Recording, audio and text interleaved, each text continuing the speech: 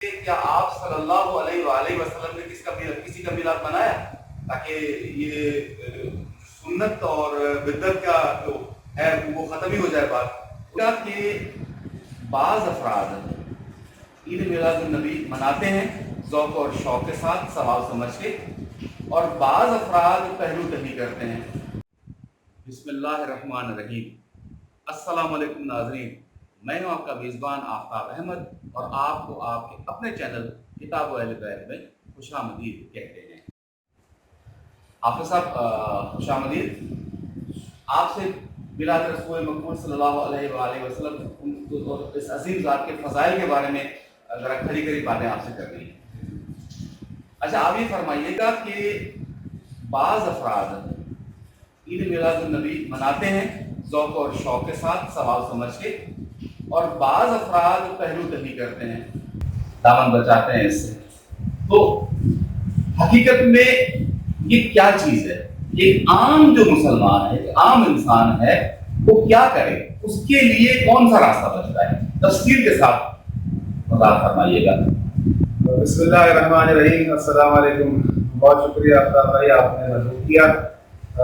جیسے کہ آپ نے آیت پڑھی وَمَا أَرْسَلْنَاكَ إِلَّا رَحْمَةً لِلْعَالَمِينَ، کہ ہم نے آپ کو نہیں بھیجا مگر تمام عالمین کے لیے رحمت بنا ہے۔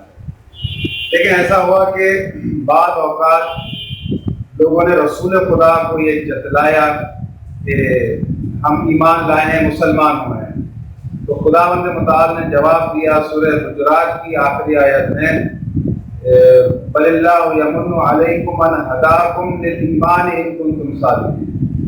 اس سے پہلے فرمایا کہ قل لا تمنوا علی اسلامکم بل اللہ یمن علیکم ان ہداکم للایمان، یعنی جو لوگ اسلام لائے پھر رسول خدا کو یہ جتایا کہ بھئی ہم اسلام لائے ہیں، تو خداوند متعال نے منع فرمایا، کہا کہ ایسا مت کہو کہ ہم اسلام لائے ہیں، بلکہ خدا نے تم پر یہ احسان کیا ہے کہ محمد صلی اللہ علیہ وآلہ وسلم کو تمہارے لیے ہادی بنا کر دیا ہے۔ واہ! یعنی خداوند متعال کا یہ بندوں پر احسان ہے کہ انہوں نے رسول خدا جیسی شخصیت کو ہماری ہدایت کے لیے مبعوث فرمایا۔ اس کے بعد میں چاہوں گا کہ اسی قرآن میں سے سورہ یونس کی آیت آپ کے سامنے پڑھوں کہ خداوند متعال نے فرمایا قل بفضل اللہ وبرحمتہ فبذلک فلیفرحوا هو خیر مما یجمعون۔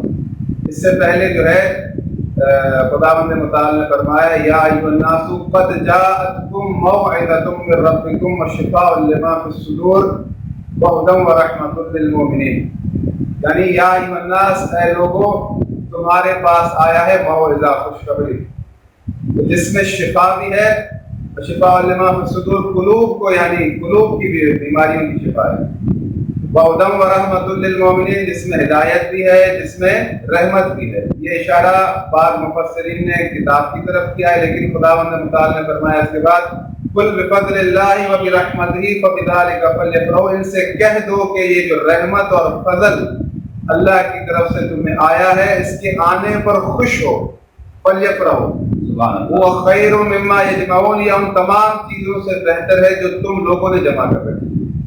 اب اس آیت کی تفسیر میں آپ دیکھیں تو امام جعفر صادق علیہ الصلوۃ والسلام نے فرمایا کہ رحمت جو ہے وہ رسول خدا ہے، اور فضل جو ہے وہ امیر المومنین کی ذات ہے۔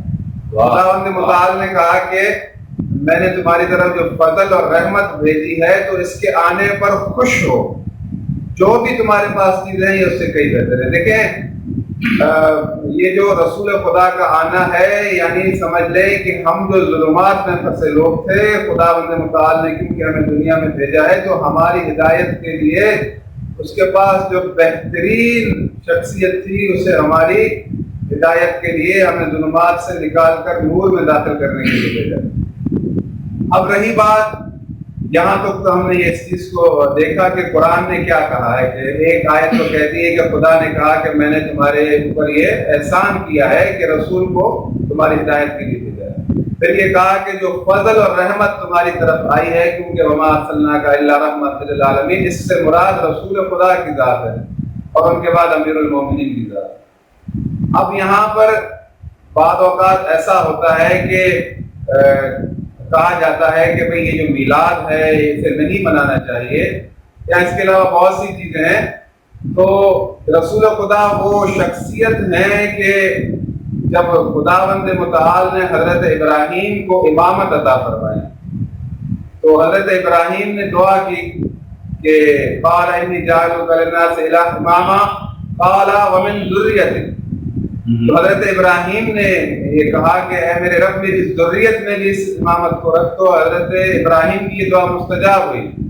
پھر جب کعبے کی تعمیر کے دوران انہوں نے یہ دعا کہی جو کہ سورہ بقرہ میں موجود ہے، ربنا وجعلنا مسلمین لک ومن ذریتنا امة مسلمة لک وارنا مناسکنا وتب علینا انک انت التواب الرحیم ربنا وابعث فیہم رسولا منہم یتلو علیہم آیاتہ ویزکیہم ویعلمہم الکتاب والحکمہ، اے میرے رب میری اولاد میں سے ایک جماعت کو مسلمان رکھ اور اس جماعت میں سے اس آخری نبی کو بھیج جو لوگوں کو حکمت اور دانائی سکھائے، جو لوگوں کو تیری آیتیں پڑھ کر سنائے۔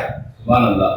یعنی اگر خداوند متعال نے ہم کی یہ دعا قبول کر لی اور انہیں حضرت ابراہیم کی ذریت میں سے بھیجا ہے، تو حضرت ابراہیم نے ایک جماعت مانگی ہے جو کہ مسلمان، کیونکہ ابراہیم بھی جانتے ہیں کہ جو نبی دنیا میں آئیں گے وہ مسلمان جماعت میں سے آئیں گے۔ واہ! تو جب حضرت ابراہیم نے یہ دعا مانگی، دعا مستجاب ہوئی، تو یہ یعنی خداوند متعال نے ایک جماعت قرار دی جس سے رسول خدا مبعوث ہوئے۔ اب یہاں پر مسئلہ یہ ہے کہ قرآن یہ کہتا ہے کہ رسول خدا جو ہے وہ حضرت ابراہیم کی آل میں سے ہیں اور مسلمان جماعت میں سے ہیں، تو ہمارے بعض مسلمان کہتے ہیں کہ ان کے والدین مسلمان ہی نہیں تھے، ان کے چچا مسلمان ہی نہیں تھے، ان کے دادا مسلمان ہی نہیں تھے، ان کی والدہ کے بارے میں یہ کہا جاتا ہے کہ وہ مسلمان نہیں تھی۔ تو جو خدا کہہ رہا ہے کہ میں نے رسول بھیجا ہے مسلمان جماعت میں سے، اور حضرت ابراہیم نے دعا مانگی ہے رسول خدا کی ولادت سے کئی 100 سال پہلے، تو یہاں پر یہ تعجب کی بات ہے پھر کیوں کہا جاتا ہے کہ ان کے والدین جو تھے یا جو پالنے والے تھے وہ مسلمان نہیں تھے؟ اب ہوا یوں کہ جب رسول خدا متولد ہوئے تو ان کی ولادت پر جو خوشی کی ہے وہ کی حضرت عبد المطلب نے اور حضرت ابو طالب نے۔ جی ہاں بالکل۔ اور ایسا سفرہ لگایا، ایسا دسترخوان لگایا جو مکے سے باہر تک جا رہا تھا، جہاں پر لوگوں کو بٹھایا گیا، کھانا کھلایا گیا اور ان کی جو ہے وہ پورا ایک ولیمہ کیا گیا رسول خدا کی ولادت پر۔ اب چونکہ مسلمان ان کو مسلمان کہتے ہی نہیں تو ان کی سنت پر عمل کیسے کیا جائے؟ سب سے پہلے تو چیز سمجھنے کی ہے، مطلب یہ ذرا رک جائیے، یہ بہت امپورٹنٹ، بہت ہی ضروری نکتہ ہے کہ ان کی سنت پر عمل کیا جائے گا جن کو ہم مشرف اسلام سمجھتے ہیں۔ ہاں ایسے ٹھیک ہے۔ تو یہاں پر جو ہے ضروری یہ ہے کہ آپ پہلے تحقیق یہ کریں کہ ان کے والدین کے بارے میں، وہ تو ایک الگ سے موضوع ہے، اگر اس پر بحث کی جائے تو وہ کافی وقت لگ جائے، کیونکہ ہمارا موضوع اس وقت یہ نہیں ہے۔ میں صرف آپ کو یہ بتانا چاہ رہا تھا کہ خوشی کی کس نے۔ دوسری خوشی خداوند متعال کی طرف سے ہے کہ رسول خدا کی والدہ فرماتی ہیں جناب حضرت آمنہ کہ جب رسول خدا متولد ہوئے تو پورے آسمان پر نور دیکھا گیا، اور حضرت عبد المطلب نے دیکھا کہ کعبے کے اندر جو بت ہیں وہ گر پڑے، اور جو ہزاروں سال سے آگ روشن تھی، جو آتش کدے میں جو آتش پرست لوگ تھے وہ بجھ گئے، بت اوندھے ہو کر گر پڑے۔ اور تاریخ یہ کہتی ہے کہ جب رسول خدا کو بی بی حلیمہ لے کر گئیں تو جانوروں نے دودھ دینا شروع کر دیا، درختوں نے پھل دینا شروع کیے، کنوؤں کے اندر جو پانی تھا وہ اوپر آ گیا، اور ایسی رحمت اور برکت آئی کہ تمام لوگ جو ہے جو قحط دیکھ رہے تھے وہ یعنی ساری کی ساری جو بھی چیزیں تھی وہ سب کی سب تبدیل کس میں ہوگی؟ رحمت کے، یعنی رسول خدا کے ولادت سے یہ برکت ہوئی کہ جانور بھی جو ہیں وہ صحتیاب ہوئے، انہوں نے اپنا دودھ دینا شروع کیا، درختوں نے پھل دے دیے۔ تو اس سے بڑھ کر جو ہے میں نہیں سمجھتا کہ انسان کو جو ہے، اب یہاں پر ایک چیز ہے، ایک نقطہ ہے، دیکھیں رسول خدا کے زمانے میں کوئی آپ کو یہ روایت نہیں ملے گی کہ رسول خدا کے زمانے میں کوئی یتیم خانہ بھی تھا، نہ مکے میں نہ مدینہ میں۔ لیکن آج آپ کو یتیم خانے نظر آتے ہیں. وہ کس لیے نظر آتے ہیں؟ کیونکہ رسول خدا نے یتیم کی کفالت پر زور دیا، اس بنا پر بنے یتیم خانے. رسول خدا کے زمانے میں آپ کو کوئی مدرسہ نظر نہیں آئے گا، کوئی یونیورسٹی نظر نہیں آئے گی، کوئی کالج نظر نہیں آئے گا، کیونکہ رسول خدا نے اصول علم پر زور دیا ہے، تو اس بنا پر بنے مدارس. اب خداوند متعال نے رسول خدا کی اطاعت اور مودت کو واجب قرار دیا ہے، اس بنا پر یہ محبت کے دن ہے. اس محبت کو منانے کی جو ہے وہ علت بیان ہے، مطلب یعنی کہہ سکتے ہیں کہ ایک علت ہے کہ آپ اظہار کیسے کریں.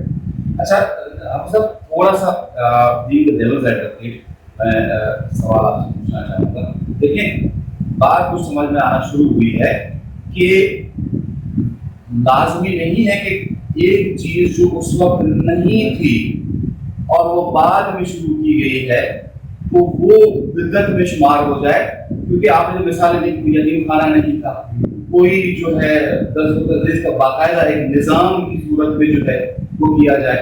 اس وقت پولیس کا محکمہ بھی نہیں تھا، کافی چیزیں ان کے بعد میں آئی ہیں جو کہ ان کی تعلیمات کی روشنی میں آئی ہیں. روشنی میں بالکل آپ صحیح پہنچے ہیں جو میں بیان کرنا چاہ رہا تھا. لیکن مسلمانوں کے زوال کا سب سبب ہی یہ ہے کہ بھائی اس کی جو ہے نا دو اسکول افکار ہے. ایک یہ ہے کہ یار ہر وہ چیز حرام ہے جس کا حلال ہو جانا ثابت نہیں ہے. دوسرا اس کے ایگزیکٹلی آپ کو میں کو ایگزیکٹلی ایک مثال کے ذریعے اپنے سامعین اور ناظرین کو بات سمجھانا چاہوں گا کہ دیکھیں عثمانی جو دور ترکوں کا تھا، اوٹومن امپائر جو تھی، اس میں پرنٹنگ پریس کی اجازت مانگی گئی یہود کی طرف سے.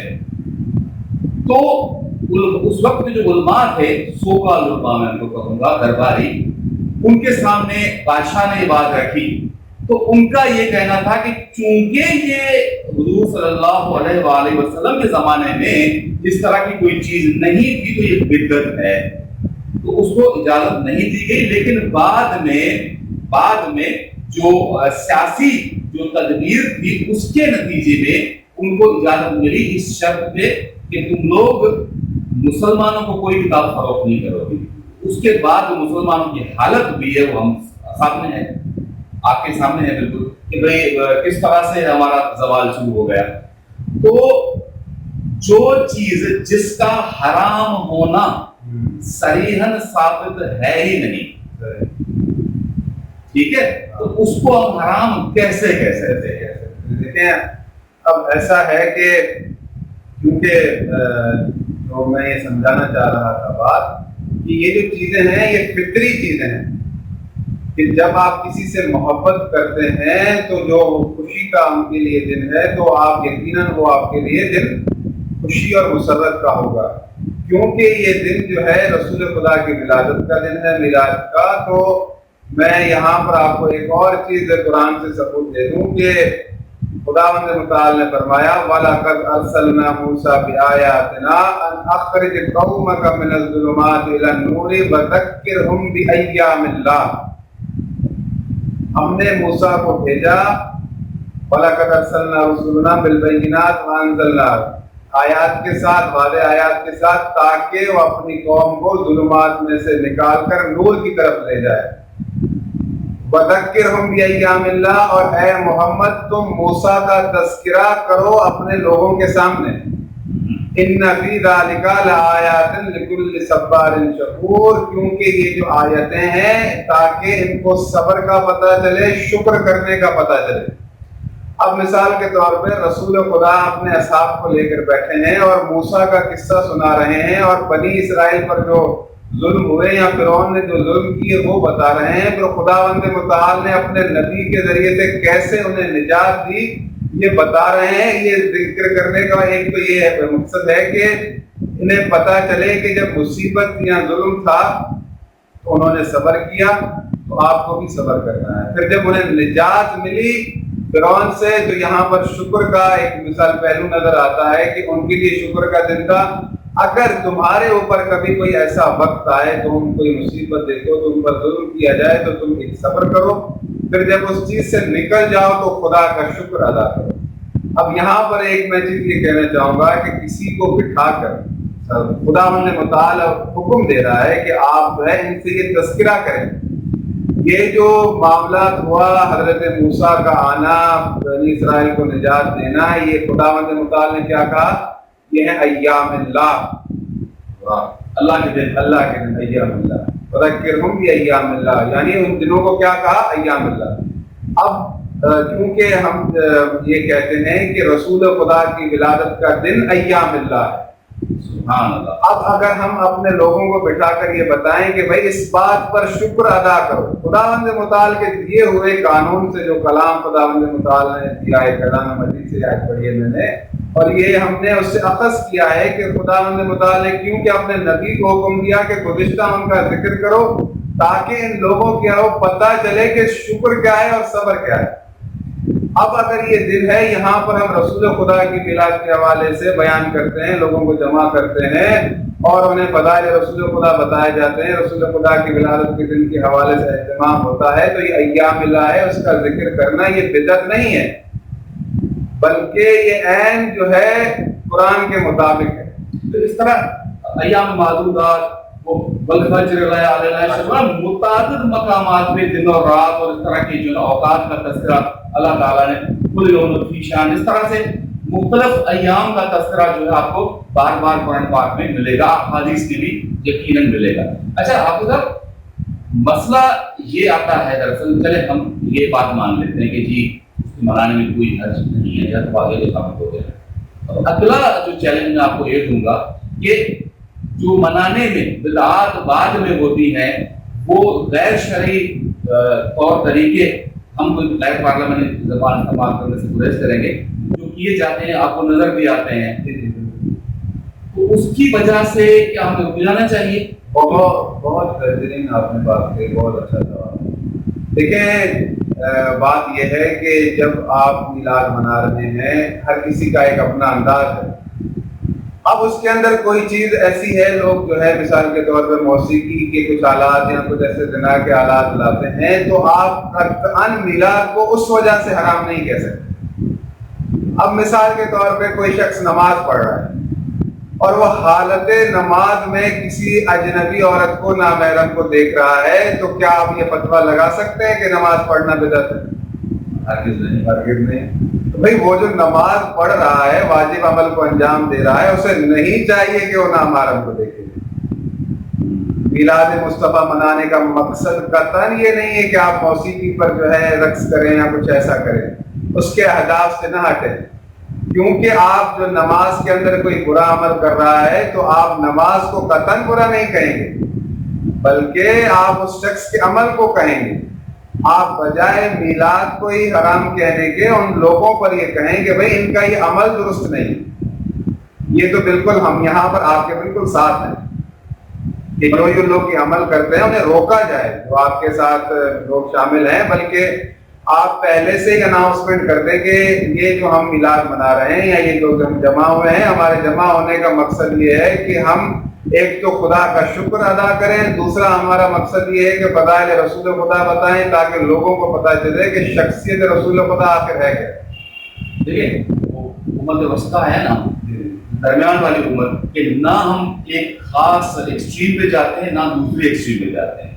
یعنی یہ کہ بالکل ہی جو ہے چھوڑ دیں مکمل طور پر کوئی چیز، یا کسی چیز کے اندر اتنا اندر چلے جائیں کہ اس کے اصل جو آپ نے کہا ٹارگیٹ اس سے ہٹ جائیں. تو ہمیشہ، اور یہ چیلنج جو ہے ہمیشہ ہر عبادت میں آپ کو نظر آئے گا، نہ صرف یہ. اچھا اب آپ بتائیے کہ شایان شان طریقے سے کسی بھی دن کو بطور خاص عید میلاد النبی کو منانے کا طریقہ کیا ہے؟ آئمہ معصوم کی روایات کی روشنی میں بتائیے گا. دیکھیں جو میلاد منانے کا بہترین طریقہ یہ ہے کہ جس طرح سے اور دنوں پر آپ جو ہے شب جاری کرتے ہیں، عبادت کرتے ہیں، اس دن پر زیادہ سے زیادہ رسول خدا پر صلوات کیجیے. اس کے بعد آپ جو ہے اس دن پر لوگوں کو بلائیں، محفل کا انعقاد کریں، جس طرح سے مجلس ہوتی ہے. اس میں آپ فضائل رسول خدا بیان کریں اور جو قصیدہ خوان ہے وہ رسول خدا کی شخصیت پر قصیدہ پڑھ کر لوگوں کو سنائیں، اور مخصوصاً خاص کر بچوں کو رسول خدا کی شخصیت کے حوالے سے بتایا جائے کہ تعارف کرایا جائے کہ رسول خدا کیا ہے ہمارے لیے۔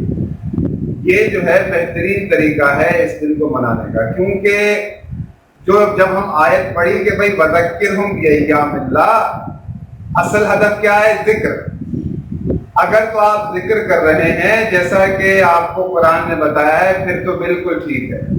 یہاں آپ باہر روڈ پر نکل رہے ہیں کسی ریلی کی صورت میں، تو وہاں ریلی میں بھی آپ کا ہدف جو ہے وہ یہ ہونا چاہیے کہ اس ریلی کے اندر جو ہے آپ کو فضائل رسول خدا بتائے جائیں اور ایک محبت کا اظہار کیا جائے کہ بھائی ہم جو ہے خدا کا شکر ادا کر رہے ہیں کہ یہاں باہر جمع ہوئے ہیں تمام مومنین، اور خدا سے شکر کرتے ہیں کہ رسول خدا کی شخصیت سے جو ہے ہمیں ہماری زندگیوں میں برکت عطا کرے۔ بالکل، اب آپ نے دیکھیں بغیر کہے انتہائی سٹل لطیف طریقے سے ذکر کا ہدف بھی بتا دیا کہ صرف ذکر for the heck of it, صرف ذکر بطور ذکر اس کی اپنی اہمیت ہے، لیکن ذکر کے ساتھ ذکر رسول کے ساتھ اگر فکر رسول کی طرف اگر ہم جائیں تو یہ ہے ہمارا اصل ہدف۔ دیکھیں اب یہاں پہ ضروری ہو گیا ہے کہ میں یہ بات کہوں کہ خداوند متعال نے جو ہے اپنے کلام میں فرمایا ہے کہ کوئی تب تک مومن نہیں ہو سکتا جب تک اپنے تمام امور میں رسول خدا کو اپنا حاکم مانے، اور جیسا رسول کہیں بغیر کسی چون و چرا کے اس کو قبول کرے، ویسا ہی شخص مومن ہو سکتا ہے، اس کے علاوہ کوئی مومن نہیں ہو سکتا۔ اور خداوند متعال نے بھی کہا ہے انسانوں کو قل ان کنتم تحبون اللہ، اے محمد ان سے کہہ دو کہ اگر اللہ کی محبت چاہتے ہو فاتبعونی، تو میری اتباع کرو، یحببکم اللہ، اگر میری اتباع کرو گے تو اللہ تم سے محبت کرے گا، ویغفر لکم ذنوبکم، وہ تمہارے گناہ بھی معاف کر دے گا۔ یعنی آپ یہاں سے اندازہ لگائیں کہ رسول خدا کی اتباع وہ چیز ہے، اگر اس کو عمل کریں گے، اتباع کریں گے تو اللہ آپ کے گناہ معاف کرے گا، بلکہ آپ سے محبت کرے گا۔ اب اتباع کے لیے ضروری یہ ہے کہ آپ کو کامل معرفت رسول خدا، آپ رسول خدا سے محبت کرتے ہو۔ اتباع کے لیے اول ضروری چیز یہ ہے کہ آپ کو پوری مودت ہو رسول خدا سے۔ یہ باتیں آپ کو جو ہے مودت کی اور اتباع کی آپ کو ایک محفل میں ہی مل سکتی ہیں جہاں پر ذکر رسول خدا کیا جائے، بالکل ایک آرگنائزڈ طریقے سے تفصیلاً جو ہے وہ جب ذکر کیا جائے گا تو یہ چیزیں ابھر کے سامنے آئیں گی، اور ہمارا جو ایمان ہے وہ مزید جو پختہ ہوگا، اور اتباع میں ہم ایک اگلا جو لیول ہے اس پہ پہنچ سکیں گے۔ اور میں ایک چیز آپ کو یہ میں چاہ رہا ہوں کہ کیونکہ فضائل کے حوالے سے آپ نے بات کی ہے، دیکھیں سب سے پہلی بات تو یہ ہے کہ آپ صرف اتنا سوچیں کہ گزشتہ قومیں جنہوں نے ایک نافرمانی کی اللہ ہے، تو انبیاء بھی جو ہے وہ ان سے تنگ ہوئے، ان کے لیے عذاب کی دعا کی، تو خداوند متعال نے گزشتہ قوموں پر مختلف قسم کے عذاب بھیجے اور انہیں مہلت نہیں دی گئی، لیکن وجود رسول خدا کی برکت یہ ہے کہ خداوند متعال اپنے کلام میں فرماتا ہے وَإِذَا قِيلَ لَهُمْ تَعَالَوْا إِلَىٰ مَا أَنزَلَ اللَّهُ وَإِلَى الرَّسُولِ، کہ جب ان سے کہا جاتا ہے کہ جو اللہ نے تمہاری طرف بھیجی ہے کتاب اور رسول کی طرف آؤ، تو وہ کہتے ہیں قَالُوا حَسْبُنَا مَا وَجَدْنَا عَلَيْهِ آبَاءَنَا، ہمارے لیے وہ کافی ہے جو ہمارے باپ دادا کیا کرتے تھے۔ پھر انہوں نے کہا کہ ہم رسول کو نہیں مانیں گے، وَقَالُوا لَوْلَا أُنزِلَ عَلَيْهِ مَلَكٌ، کہ اس رسول کے ساتھ کوئی فرشتہ کیوں نہیں آیا؟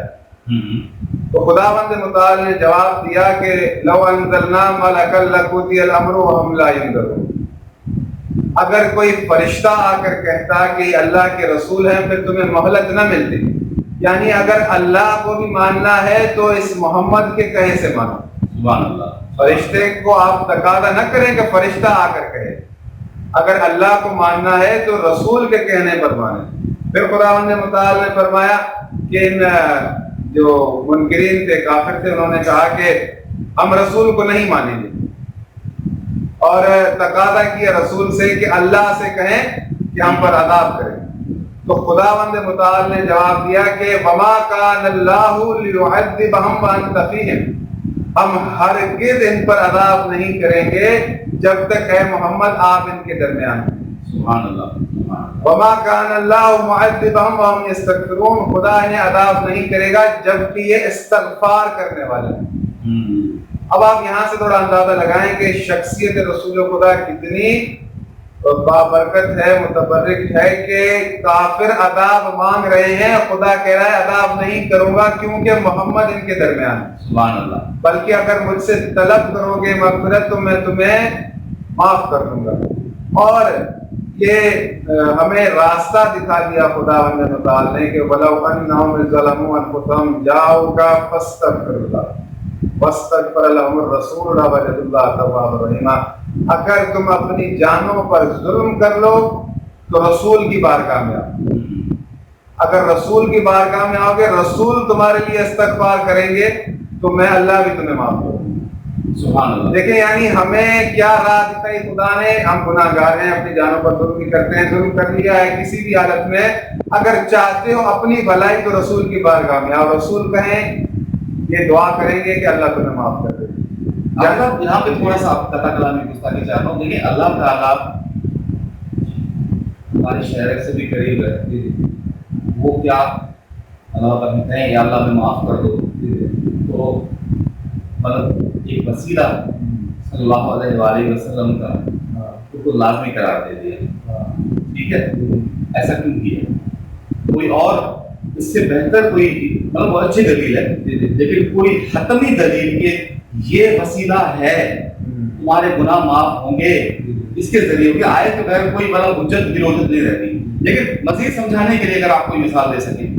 لیکن بعض اوقات ایسا ہوتا ہے کہ بعض ہمارے بھائی کہتے ہیں کہ بھائی خداوند متعال، جو آپ نے یہ بات کہی نا کہ خداوند متعال شہرک سے زیادہ قریب ہے، وَنَحْنُ أَقْرَبُ إِلَيْهِ مِنْ حَبْلِ الْوَرِيدِ، کہ خداوند متعال آپ کی شہرک سے زیادہ قریب ہے، تو آپ جو ہے خود اللہ سے کہیں کہ آپ کے معاملات کو جو ہے وہ دیکھے اور اللہ سے مدد طلب کرے، تو آپ کیوں وسیلہ بناتے ہیں رسول خدا کی ذات؟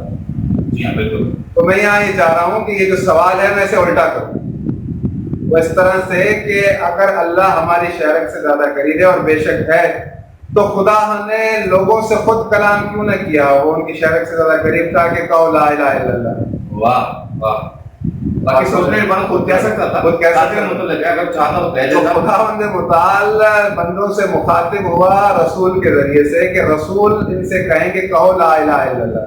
واہ، تو جب اس نے ہم سے شہرک سے زیادہ قریب ہونے کے باوجود رسول کو وسیلہ بنایا، تو اب جب ہم کچھ پڑھ سیکھ لیں تو اتنے متکبر بن جائیں اس وسیلے کو چھوڑ دیں، پھر کہیں کہ نہیں اب ہمیں رسول کی ضرورت نہیں، ہم ڈائریکٹ کلام کریں گے اللہ سے۔ تو یہ علم نہیں ہے میری نظر میں۔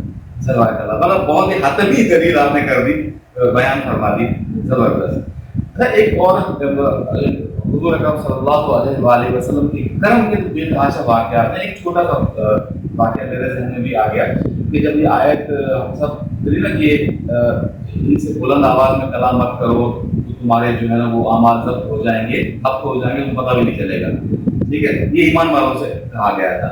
تو اس کے بعد اگر کوئی ذرا جو ماحول تھا عرب کا، تو پتہ ہے ہمارے ناظرین کس طرح کی جاہل قسم کے جو ہے وہ ہوا کرتے تھے جب تک وہ ایمان کی طرف آئیں جب تک۔ تو شروع میں ان کی وہی عادت ہے کہ جس طرح عام لوگوں سے بات کرتے ہیں بہت بلند آواز میں بات کرتے ہیں۔ اگر حضور اکرم صلی اللہ علیہ وآلہ وسلم اپنی نارمل آواز میں بات کرتے تو وہ ان کے اوپر فاتح ہو جاتا اور ان کے سارے اعمال ختم ہو جاتے۔ تو لا محالہ حضور صلی اللہ علیہ وسلم اپنی آواز کو ان کی آواز سے بلند کر کے بات کرتے تھے، جواب دیتے تھے تاکہ وہ بچ جائے۔ کتنا کریم ہے میرا نبی۔ رسول خدا کی کرم کی کیا بات کی جائے کہ رسول خدا نے ان لوگوں کو بھی معاف کیا جن لوگوں نے رسول خدا پر ظلم کیا، ان کے اصحاب پر ظلم کیا۔ آپ فتح مکہ کی مثال دیکھ لیں، جی ہاں بالکل، قدرت ہونے کے باوجود انہوں نے کسی سے بھی بدلہ نہیں لیا، بلکہ سب کے سب لوگوں کو معاف کیا اور انہیں راہ دکھائی۔ اب یہاں پر رسول خدا کے بعد میں، کیونکہ میں نے ایک بات کہی تھی، دیکھیں رسول خدا عالمین کے لیے رحمت ہے، جی ہاں بالکل، اور ان کے کرم کا جو ہے کوئی جو ہے وہ پیمانہ نہیں ہے کہ انسان اس کو کسی چیز میں ختم کرے یا اس کو بیان کرے۔ رسول خدا رحمت للعالمین ہے، تو خداوند متعال جسے رحمت للعالمین بنا کر بھیجا ہے تو وہ قیامت تک رحمت للعالمین ہے، دنیا سے گیا نہیں ہے واپس۔ خداوند متعال نے فرمایا یا ایھا الناس قد جاءکم برہان من ربکم، اے لوگو تمہاری طرف اللہ کی طرف سے اللہ کی دلیل آئی ہے۔ واہ، امام نے فرمایا خداوند متعال کا یہ فرمانا کہ اللہ کی طرف سے تمہارے پاس دلیل آئی ہے، یہ دلیل یعنی رسول خدا کی ذات ہے۔ سبحان اللہ۔ اب آپ کسی وکیل صاحب سے پوچھ لیں کہ بھئی جب دلیل اگر ناقص ہو یا ختم ہو جائے تو کیس ہی ختم ہو جاتا ہے، اور خدا نے رسول خدا کو اپنی دلیل کہا ہے، اور خدا نے جو اپنی دلیل دی ہے وہ دلیل ناقص نہیں ہے اور واپس بھی نہیں گئی۔ واہ واہ، یہاں پر میں آپ کو ایک چیز بتا دوں کہ جب کفار نے کہا کہ ہم آپ پر ایمان نہیں لائیں گے، اللہ سے کہیں فَأَمْطِرْ عَلَيْنَا حِجَارَةً مِّنَ السَّمَاءِ أَوْ ائْتِنَا بِعَذَابٍ أَلِيمٍ، کہ ہم پر آسمان سے بارش گرے پتھروں کی، ہم پر عذاب کرے۔ تو جب رسول خدا دنیا سے چلے گئے تو آج اتنے گناہ گار ہیں، آج اتنے کفار دنیا میں موجود ہیں، عربوں کے اندر بت پرست ہیں اور رسول خدا کی توہین بھی کرتے ہیں۔ جو توہین کرتے ہیں تمام اہل ایمان ان سے بیزار ہیں، اور جو کرتے ہیں وہ رسول خدا کی جو توہین کرتے ہیں وہ مومنین کا دل دکھاتے ہیں، اور خداوند متعال ان کے اس عمل کے بدلے انہیں ضرور گرفت کرے گا۔ لیکن دنیا میں کچھ نہیں ہو رہا نا، دنیا میں ان کو کچھ نہیں ہو رہا۔ ہندوستان کے اندر دیکھ لیں یا کئی اور جگہ پر جو ہے وہ رسول خدا کی توہین کی جاتی ہے تو کوئی عذاب نہیں آ رہا۔ کیوں عذاب نہیں آ رہا؟ کہ محمد دنیا میں ہے۔ سبحان اللہ۔ آپ سب یہ فرمائیے گا کہ کیا آپ صلی اللہ علیہ وآلہ وسلم نے کسی کا میلاد منایا تاکہ یہ سنت اور بدعت کا جو ہے وہ ختم ہی ہو جائے بات؟ ان کی زندگی کی مثال دے دیں اگر ہے تو۔ ہاں جی، میں نے جیسا کہ آپ کے سامنے عرض کیا کہ ایک فطری عمل ہے، محبت اور جو ہے کسی کے لیے رونا ایک فطرت کا تقاضا ہے۔ تو جب کیونکہ یہاں پر روایتیں موجود ہیں، جب امام حسن مصطفیٰ علیہ السلام اور امام حسین کی ولادت ہوئی تھی تو رسول خدا نے پورے مدینے میں چراغاں کرایا تھا۔ اچھا، چراغاں کرانا مطلب سنت ہے واقعی ہے، بالکل۔ امام حسن مصطفیٰ کی ولادت آپ پڑھ کر دیکھ لیں، امام حسین کی پڑھ کر دیکھ لیں، لوگوں کو بلایا، لوگوں کو کھانا کھلایا۔ اب جب یہ رسول خدا دیکھیں نا، رسول خدا نے یہ عمل کیا، اب سوال یہ ہے کہ یہاں پر اب ہم عمل دیکھیں گے رسول خدا کو، یہاں پر یہ دلیل نہیں بنتی کہ ہم لوگوں کو دیکھیں کہ لوگوں نے کیا کیا۔ جب ہمارے پاس یہ روایت موجود ہے، رسول خدا نے اپنے نواسوں کا، جنت کے جوانوں کے سردار کا میلاد منایا، ان کے میلاد پر چراغاں کیا، چراغاں کروایا مدینے میں، اور ان کو لوگوں کو بلا کر انہیں کھانا کھلایا۔ تو اب یہاں پر کوئی کسی میں نہیں سمجھتا مزید دلیل کی ضرورت ہے۔ مطلب چراغاں بھی اس طرح سے سنت ہے۔ چراغ جلائے گئے گھروں کے اندر، اور دنیا کو یہ بتایا گیا کہ جنت کے جوانوں کی سردار کی ولادت ہوئی۔ سبحان اللہ، مطلب بہت طبیعت کافی دلیل ہے سمجھنے والوں کے لیے۔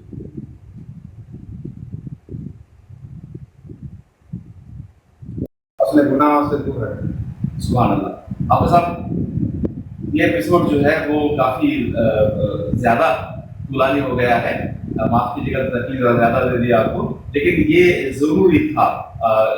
ہمارے پاس میں سوالات بہت آ رہے ہوتے ہیں، لوگ ہم سے پوچھ رہے ہوتے ہیں، ای میلز بھی آ رہی ہوتی ہیں، واٹس ایپ پہ بھی لوگ کانٹیکٹ کرتے ہیں کہ یار یہ سوال ہوتے ہیں، تو دراصل وہی سوال میں پھر آپ کو دوہرا کے آپ سے پوچھ رہا ہوتا ہوں۔